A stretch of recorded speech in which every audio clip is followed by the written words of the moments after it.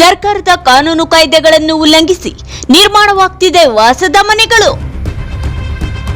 ಮೈಸೂರು ಮಹಾನಗರ ಪಾಲಿಕೆ ಆದೇಶ ಲೆಕ್ಕಕ್ಕಿಲ್ಲ, ಇವರ ಆರ್ಭಟಕ್ಕೆ ಮಿತಿ ಇಲ್ಲ. ನಗರದ ಕೆಸಿ ಬಡಾವಣೆಯಲ್ಲಿ ಕಟ್ಟಡದ ನಿರ್ಮಾಣಕ್ಕೆ ಪಾಲಿಕೆ ನಿಯಮಗಳನ್ನ ಗಾಳಿಗೆ ತೂರಿದ ಮಾಲೀಕ. ಮೈಸೂರಿನ ಕೆಸಿ ಬಡಾವಣೆಯ 7ನೇ ಕ್ರಾಸ್ನಲ್ಲಿ ನಿಯಮ ಬಾಹಿರ ಕಟ್ಟಡ, ಪ್ರಶ್ನಿಸಿದವರ ಮೇಲೆ ಹಲ್ಲೆ, ಕೊಲೆ ಬೆದರಿಕೆ. ಶ್ರೀಮತಿ ದಿವ್ಯಾ ಎಸ್ ಎಂಬುವವರಿಗೆ ಸೇರಿದ ಕಟ್ಟಡ ಮಹಾನಗರ ಪಾಲಿಕೆ ನಕ್ಷೆಯ ಉಲ್ಲಂಘನೆ. ದೂರು ಕೊಟ್ಟವರನ್ನೇ ಮುಗಿಸಲು ಯತ್ನಿಸಿದ್ರ ಅಕ್ರಮ ಕಟ್ಟಡದ ಮಾಲೀಕರು. ದೂರುದಾರರು ಹೇಳಿದ್ದೇನು? ಪಾಲಿಕೆ ನೋಟಿಸ್ಗೆ ಬೆಲೆ ಇಲ್ಲ, ನ್ಯಾಯಾಲಯಕ್ಕೆ ಗೌರವವಿಲ್ಲ, ರಾಜಕೀಯ ನಾಯಕರ ಸಾಥ್ ಇದೆಯಲ್ಲ.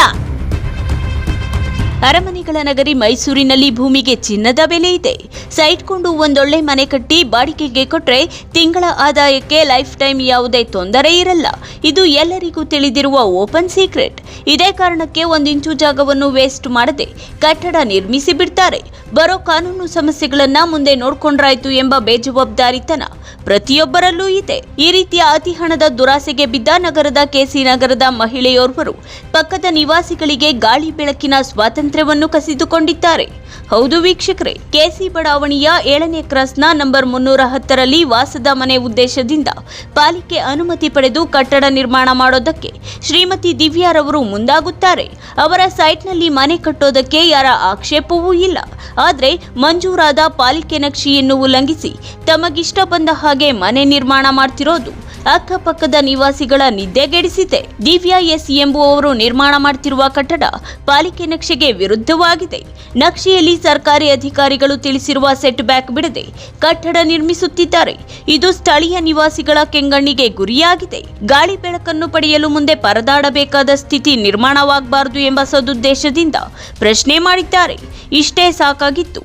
ದೂರವಾಣಿ ಕರೆ ಮಾಡಿ ಬನ್ನಿ ಮಾತಾಡೋಣ ಎಂದು ದಯಾನಂದ್ ಎಂಬುವವರನ್ನು ಕರೆದಿದ್ದಾರೆ. ಏನು ಅಂತ ಕೇಳಿದ್ದೇ ತಡ ಇವರ ಮೇಲೆ ಹಲ್ಲೆ ನಡೆಸಲು ಯತ್ನಿಸಿದ್ದಾರೆ. ಅವಾಚ್ಯ ಪದಗಳಿಂದ ನಿಂದಿಸಿ ಕೋರ್ಟ್ನಲ್ಲಿ ಹೂಡಿರುವ ದಾವಿಯನ್ನು ವಾಪಸ್ ತೆಗೆಯದಿದ್ದರೆ ಕೊಲೆ ಮಾಡುವುದಾಗಿ ಬೆದರಿಸಿದ್ದಾರೆ.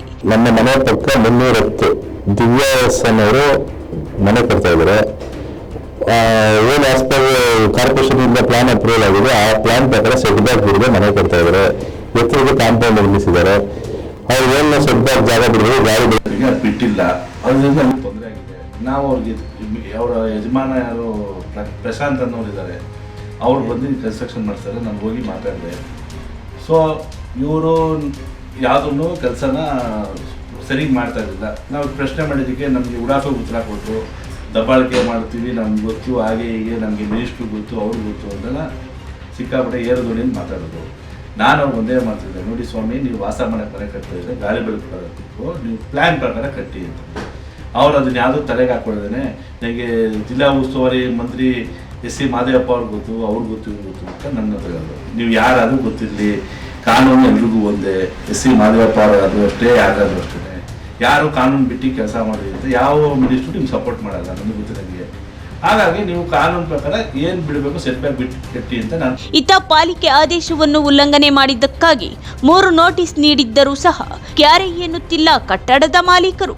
ಅಂತಿಮ ನೋಟಿಸ್ ವರದಿಯಲ್ಲಿ ನೀವು ಮನೆಯನ್ನು ತೆರವು ಮಾಡದಿದ್ದರೆ ನಾವೇ ಒಡೆದು ಹಾಕುತ್ತೇವೆ ಎಂದು ತಿಳಿಸಿದ್ದರೂ ಸಹ ಯಾವುದೇ ಬೆಲೆ ಇಲ್ಲ ಆ ನೋಟಿಸ್ಗಳಿಗೆ.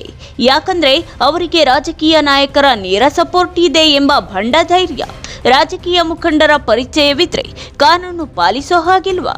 ಕೋರ್ಟ್ ಮಾತಿಗೆ ಗೌರವ ಕೊಡಬೇಕು ಎಂಬ ಕಾಮನ್ ಸೆನ್ಸ್ ಇಲ್ವಾ? ಒಟ್ಟಿನಲ್ಲಿ 3 ಬಿಟ್ಟ ಕಟ್ಟಡದ ಮಾಲೀಕರು ಸ್ಥಳೀಯರ ಜೊತೆ ಮೃಗೀಯ ರೀತಿಯಲ್ಲಿ ವರ್ತಿಸಿರುವುದು ಮತ್ತು ಕಾನೂನು ಪಾಲಿಸದಿರುವುದು ನಿಜಕ್ಕೂ ಖಂಡನೀಯ.